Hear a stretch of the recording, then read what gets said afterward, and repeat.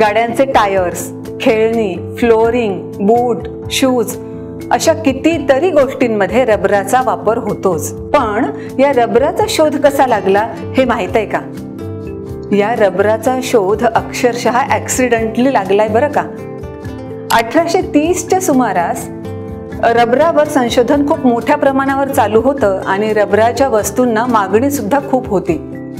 पण नेमकं तेव्हा प्रॉब्लेम हा असायचा की उन्हाळ्यामध्ये हे रबर वितळायचं आणि थंडीमध्ये कडक होऊन ते तुटून जायचं.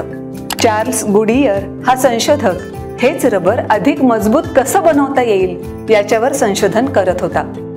हा शास्त्रज्ञ असला तरी सुद्धा परिस्थिती त्याची अतिशय हालाखीची होती. किंबहुना शास्त्रज्ञ असल्यामुळेच हालाखीची होती असं म्हणायलाही हरकत नाही असं मला वाटतं. एका छोट्या घरामध्ये पत्नी आणि मुलांसहित तो राहत असे आणि याच घरामध्ये त्याचे सगळे संशोधनाचे प्रयोग चालत. मग रबरावर संशोधन करायचं म्हटल्यानंतर आणि मजबूत रबर बनवायचे म्हटल्यावर वेगवेगळ्या प्रकारच्या रसायनांचं मिक्सचर करणं, वेगवेगळी द्रावणं तयार करणं हे सगळं ओघानं आलंच. आणि ह्या सगळ्या रसायनांचा वास घरभर पसरायचा. सामानही सगळं घरभर पसरायचं. छोट्या त्या घरामध्ये घर संसार सांभाळणं प्लस ह्याची प्रयोगशाळा सांभाळणं हे सगळं त्याच्या बायकोला अतिशय अवघड होत असे. आणि दोघांचे याच गोष्टीवरून भांडणं सुद्धा भरपूर वेळा होत. आणि एकदा असंच झालं.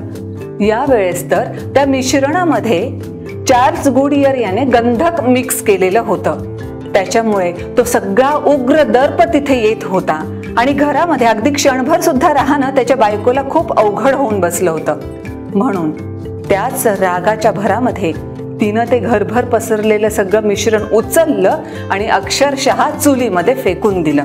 जेव्हा चार्ल्स गुडियरच्या हे लक्षात आलं तेव्हा धावत धावत तो लगेच त्या चुलीजवळ गेला. त्याला असं वाटत होतं की आता सगळं जळून खाक झालं असणार त्याचं मिक्सचर.